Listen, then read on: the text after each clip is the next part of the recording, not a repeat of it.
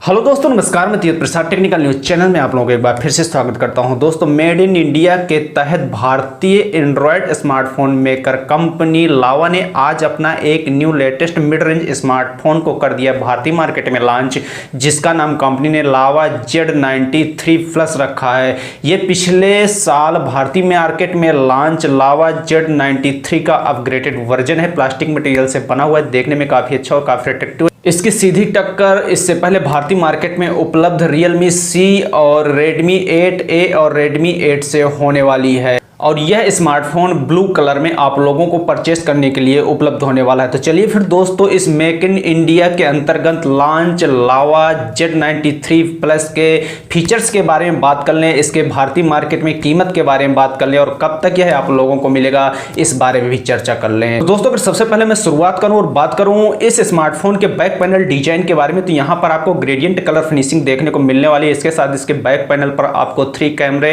LED flash के साथ fingerprint sensor इसमें कंपनी उपलब्ध करवा रही है। इसके बॉटम तल पर आपको स्टीरियो साउंड कंपनी देने वाली है। बैक साइड से यह स्मार्टफोन देखने में काफी अच्छा, काफी अट्रैक्टिव, एक प्रीमियम लुक डिजाइन का लगता है। अगर बात करते हैं इसके फ्रंट साइड डिजाइन के बारे में, तो यहाँ पर कंपनी आपको डॉट नॉच डिजाइन की डिस्प्ले दे रही है, जिसका बॉडी टू डिस्प्ले का जो रेशियो है वो 83% का। स्मार्टफोन देखने में एकदम एक प्रीमियम डिजाइन का मुझे लगता है। आप लोगों को कैसा लगा कृपया नीचे कमेंट करके मुझे जरूर बताइएगा। इसके अलावा दोस्तों, अगर बात करें इस लावा Z93 प्लस के डिस्प्ले के बारे में, तो इसमें कंपनी आपको 6.53 इंच की HD प्लस डिस्प्ले दे रही है, जिसका रेजोल्यूशन 1560x720 का है। इसके अलावा इस डिस्प्ले का एस्पेक्ट रेशियो 20:9 का है। इसके डिस्प्ले पर आपको 2.5D कवर्ड ग्लास की डिस्प्ले कंपनी देने वाली है। स्मार्टफोन की जो एक डिस्प्ले है प्राइस सेगमेंट के हिसाब से काफी अच्छी होने वाली है। अगर बात करते हैं इसके प्रोसेसर के बारे में, तो इसमें कंपनी कौन सा प्रोसेसर दे रही है इस बारे में मुझे जानकारी नहीं है, पर इस प्रोसेसर की स्पीड 2.0 गीगाहर्ट्ज है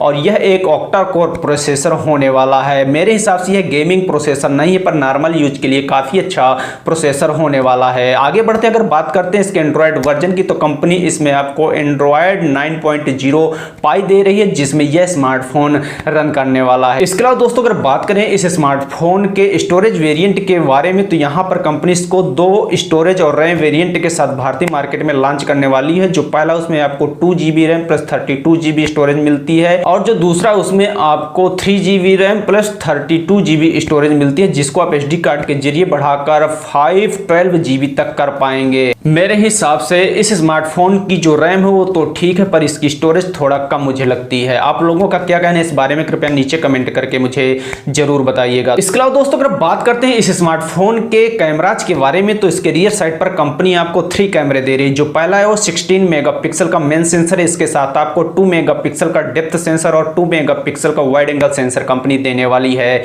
इनके साथ आपको LED फ्लैश की सुविधा कंपनी दे रही है। अगर बात करते हैं इसके फ्रंट साइड कैमरे के बारे में, तो यहां पर कंपनी आपको 8 मेगापिक्सल का कॉलिंग और सेल्फी के लिए कैमरा उपलब्ध करवा रही है। इन कैमरों पर आपको AI HDR और HD वीडियो रिकॉर्डिंग की सुविधा कंपनी देने वाली है। इस स्मार्टफोन के कैमरे प्राइस सेगमेंट के हिसाब से मुझे ठीक ठाक ही लगते हैं। अगर बात करते हैं इस स्मार्टफोन के बैटरी के बारे में, तो यहां पर कंपनी इसमें आपको 4000 mAh की एक पावरफुल बैटरी दे रही है, जिसमें आपको फास्ट चार्जिंग का भी सपोर्ट मिलने वाला है। चार्जिंग के लिए कंपनी इसमें USB 2.0 देने वाली है। इसके अलावा इस स्मार्टफोन पर आपको डुअल 4G सिम का सपोर्ट कंपनी देने वाली है। Wifi, GPS, Bluetooth, 4.2 FM radio, इसके साथ इसमें आपको 3.5mm का ऑडियो जैक कंपनी दे रही है। और दोस्तों, अगर फाइनली बात करें इस स्मार्टफोन की कीमत के बारे में और भारतीय मार्केट में उपलब्धता के बारे में, तो यह स्मार्टफोन 2 स्टोरेज वेरिएंट के साथ आता है। पहले में आपको 2GB RAM plus 32GB storage मिल जाती है, जिसकी कीमत कंपनी ने 5000 रुपए रखी है।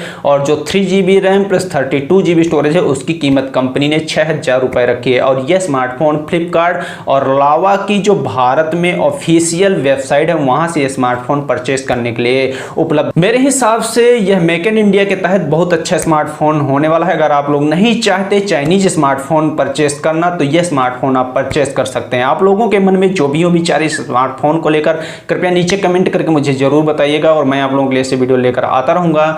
जय हिंद।